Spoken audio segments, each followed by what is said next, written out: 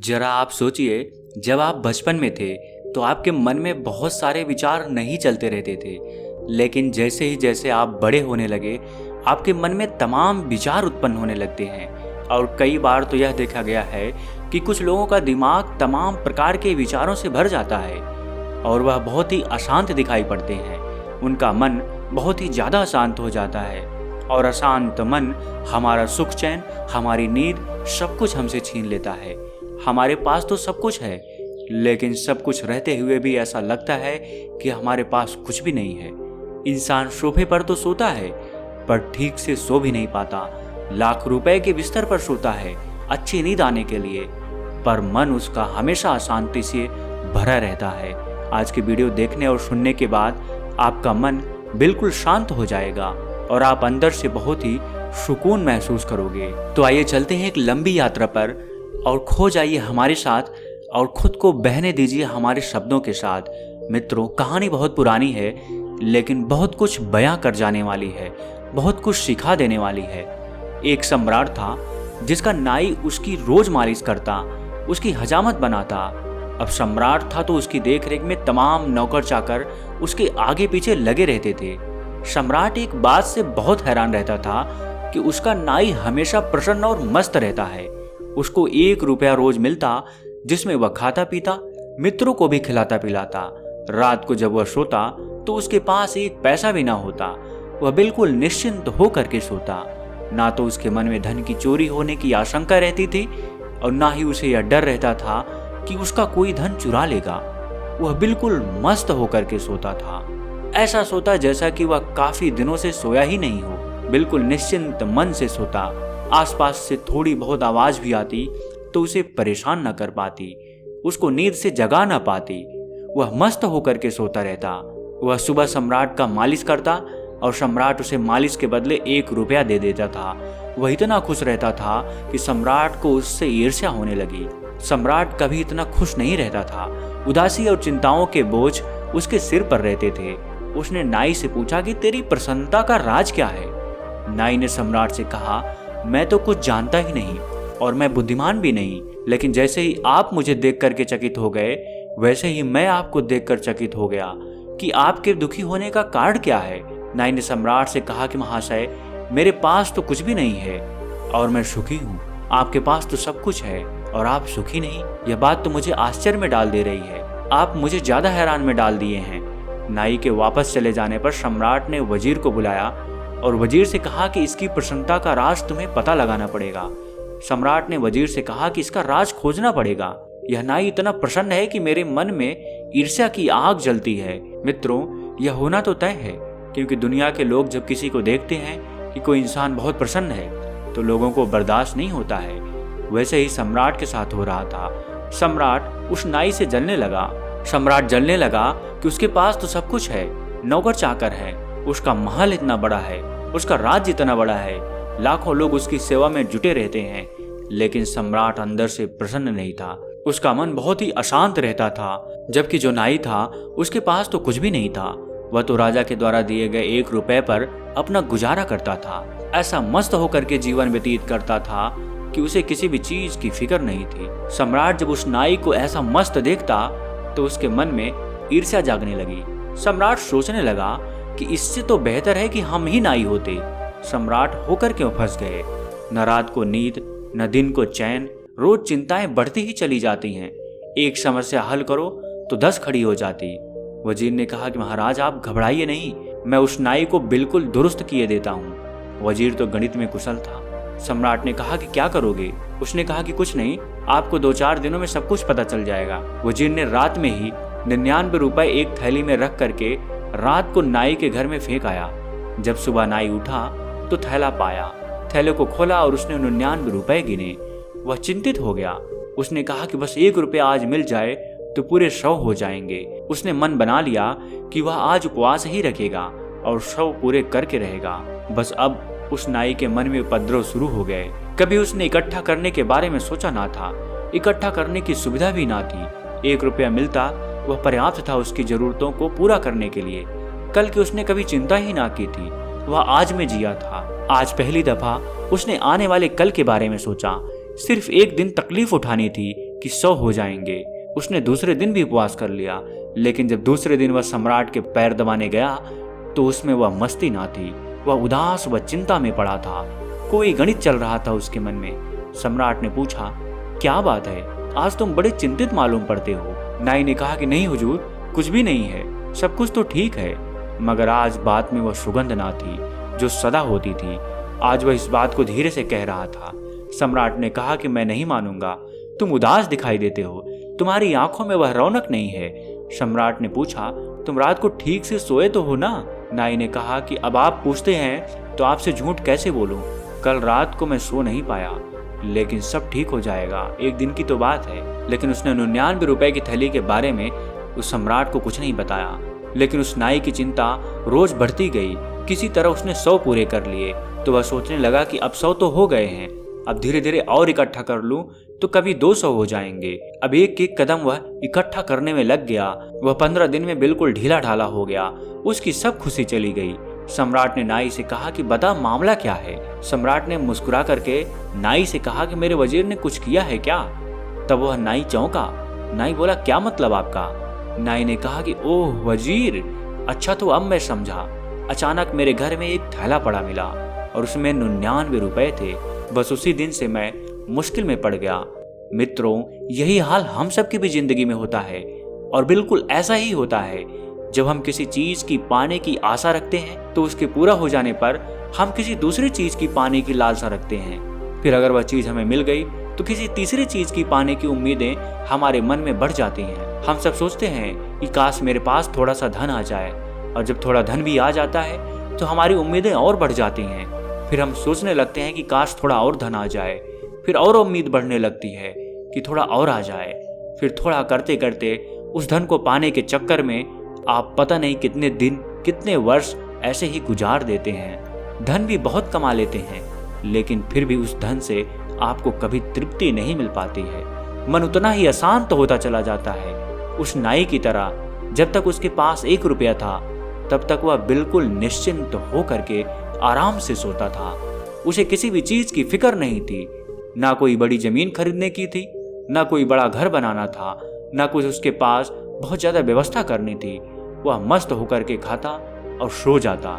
जीवन ऐसा जीता जैसा कि वह इस पूरे दुनिया का अकेला सम्राट है और वही असली सम्राट है। लेकिन जब उसे 99 रुपए मिले और 1 रुपए के चक्कर में उसकी लालसा इतनी बढ़ गई कि उसका 1 रुपया से भी काम चल जा रहा था। एक वक्त ऐसा आया कि 99 रुपए मिलने पर भी उसकी उम्मीदें और बढ़ गई। वह सोचने लगा कि काश कहीं से 1 रुपया और मिल जाता तो पूरे 100 हो जाते। 1 रुपए के चक्कर में उसने अपने जीवन को अशांत कर लिया। उसके मन में डर सताने लगा कि कहीं कोई उसका धन चुरा ना ले। पूरी रात वह धन की रखवाली करता, रात में जागता। कुछ ही दिन लगे कि फिर तमाम विद्रोह उसके मन में पैदा होने लगे। उसका मन पूरी तरह से अशांति से भर गया। हद से ज्यादा जब कोई चीज आपके पास होने लगती है तो वह अशांति का कारण बन जाती है। उदाहरण के लिए, अगर आपकी जरूरतें 10,000 में पूरी हो रही हैं तो आप संतुष्ट रहेंगे। लेकिन जहां पर आप 10,000 से 20,000 कमा लिए, जितना अतिरिक्त पैसा लोगों के पास आएगा, फिर वह उस अतिरिक्त पैसे को अपनी शौक को पूरा करने में लगा देंगे।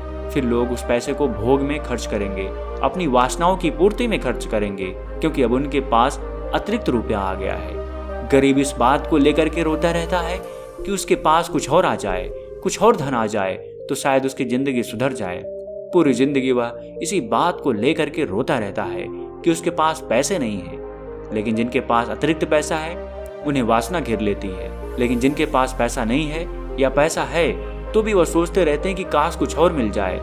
तो मन में दोनों तरफ से अशांति फैली रहती है।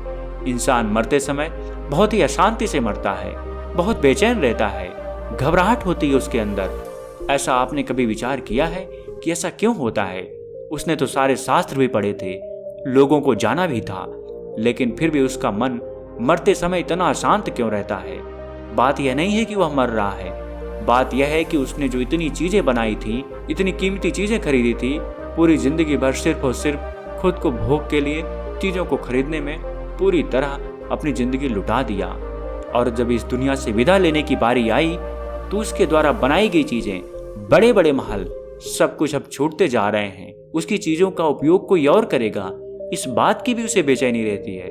बाकी लोगों से बिछड़ने का मोह तो रहता ही है कि इतना सब कुछ बनाया और अब सब कुछ छोड़ करके जाना पड़ रहा है। लेकिन जिसने पूरे जीवन मस्त होकर के जिया, गरीब है लेकिन मस्त होकर के जिया, अमीर है लेकिन नियंत्रण में जिया, बहुत ज्यादा मोह चीजों से वस्तुओं से लगा करके नहीं रखा, तो मरते समय उसे फिक्र नहीं होगी, वह शांति से मरेगा।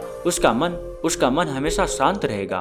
उसने खुद को प्रभु को पाने में अपना ध्यान लगा दिया, परमात्मा को पाने में अपना ध्यान लगा दिया। वह पूरी जिंदगी होश में जिया है। उसे पूरे जीवन भर यह याद रहा कि मुझे इस भौतिक शरीर को एक दिन छोड़ना ही है। जब इस भौतिक शरीर को छोड़ना ही है, यह शरीर हमारे साथ नहीं रहेगा, तो क्यों ना मस्ती में जिया जाए। जब तक जिंदा है सबके साथ अच्छे से व्यवहार करें, सब में प्रेम बांटें। इंसान पूरी जिंदगी भर अपनी वासनाओं को पूरा करने में लगा रहता है, उसी के पीछे भागता रहता है।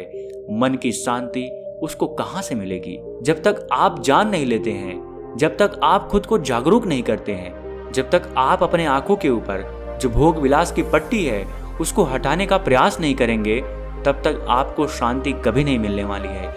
इंसान भागता रहता है, धर्म के पीछे लड़ता रहता है। धर्म को लेकर के लोगों में बड़े बड़े विवाद होते मैंने देखा है। लोगों में लड़ाइयां छिड़ जाती हैं कि नहीं यह धर्म सही है, वह धर्म सही है, मेरा धर्म सबसे अच्छा है, उसका धर्म सबसे खराब है। दुनिया के सबसे बड़े उपद्रव तब पैदा हो जाते हैं जब लोगों के अंदर धर्म को लेकर के कट्टरता फैल जाती है। यह बात तुम्हें याद होनी चाहिए, तुम्हारा ना तो कोई धर्म है और ना ही कोई जाति और ना ही कोई कुल है। जन्म लेने से पहले तुम ना तो किसी धर्म के थे, ना तो किसी कुल में पैदा हुए थे और ना ही किसी धर्म के प्रचारक थे, और जन्म लेने के बाद भी तुम यहीं रहोगे। लेकिन जब तक जिंदगी मिलती है तब तक हम एक दूसरे को लड़ाने में, एक दूसरे के ऊपर कटाक्ष फेंकने में, धर्म को लेकर के लड़ाइयां करवाते रहते हैं। यह सब लोग इसलिए करते हैं ताकि उनकी वासनाओं की पूर्ति हो सके। धर्म के पीछे भी उनकी वासनाएं छुपी होती हैं। जिस दिन लोगों को यह पता चल जाएगा कि यह वासना कुछ ही क्षण के लिए है, हमेशा सुख देने वाली नहीं है, उसी दिन से लोगों के अंदर असली धर्म का उच्चार जागेगा, उनके अंदर की ज्योति जागेगी। परमात्मा की बनाई हुई चीज तो सब है, ना तो हिंदू अलग है, ना तो मुस्लिम अलग है, और ना ही बुद्ध और ना ही ईसाई। और जिसने भी इन सब में भेद रखा वह परमात्मा को कभी जान ही न पाएगा, वह कभी भगवान को जान ही न पाएगा। और जिसके भी मन में यह आया कि नहीं यही धर्म सही है, दूसरा गलत है, मैं ही सही हूँ, और जहाँ मैं का भाव आया वहीं पर तो अहंकार है, और जहाँ पर अहंकार है वहां पर तो तुम भगवान को या परमात्मा को कभी जान ही न पाओगे। वासनाओं को अपने नियंत्रण में रखो, यह जानते हुए कि यह हमारे साथ हमेशा के लिए नहीं रहेगी और ना ही हमें हमेशा सुख दे सकती है। 99 रुपए हैं तो 1 रुपए के चक्कर में पूरी जिंदगी को अशांति से मत भरो। मन अशांत है इसका मतलब कोई ना कोई वासना तुम्हें पकड़ रही है। उस वासना को ध्यान के जरिए तुम्हें छोड़ने का प्रयास करना चाहिए, क्योंकि ध्यान ही एक ऐसी प्रक्रिया है जिसके जरिए आप वासनाओं में रहते हुए भी खुद को वासनाओं के जाल में फंसने नहीं देंगे। वासनाएं आप पर कभी भी भारी नहीं पड़ेंगी। मैं यह नहीं कह रहा हूं कि आप वासनाओं का उपयोग ना करिए, आप वासनाओं का उपयोग बेशक करिए, लेकिन आपको ध्यान रहना चाहिए कि वासना आपको हमेशा के लिए सुख नहीं दे सकती। वासना किसी व्यक्ति को पाने को हो सकती है, वासना किसी के साथ शारीरिक संबंध बनाने को हो सकती है, जिसे हम काम वासना का नाम देते हैं। वासना किसी बड़े घर, बहुत ज्यादा धन कमाने की भी हो सकती है, भोग विलास की जिंदगी पाने की हो सकती है। पूरा जीवन इंसान वासना के चक्कर में भागता रहता है, बस भागता रहता है। उसकी जिंदगी कैसे बीत गई, इतने साल कैसे गुजर गए, उसे भी यह समझ में नहीं आता। उसे पता इसलिए नहीं चल पाता क्योंकि वह वासनाओं के जाल में फंसा रहता है। वासनाओं के पीछे वह दौड़ता रहता है और दौड़ते दौड़ते उसे पता ही नहीं चला कि उसकी जिंदगी कैसे बीत गई, और उसने पूरे जीवन भर अपने मन को अशांत करके रखा। उसने खुद को समय ही नहीं दिया, उसने खुद को जानने का प्रयास ही नहीं किया, उसने खुद के साथ समय ही नहीं बिताया, तो कहां से उसका मन शांत हो पाएगा। अगर मन को शांत रखना है तो वासनाओं के जाल से छुटकारा पाना होगा, अर्थात वासनाओं पर तुम्हें नियंत्रण पाना होगा, प्रकृति के साथ तुम्हें जुड़ना होगा। तुम्हारे जन्म लेने से पहले भी सूर्य पूरब दिशा से निकलता था और पश्चिम दिशा में अस्त हो जाता था। जन्म लेने के बाद भी सूर्य पूर्व दिशा से निकल रहा है और पश्चिम दिशा में अस्त हो रहा है, और तुम्हारे मरने के बाद भी यही क्रम चलता रहेगा।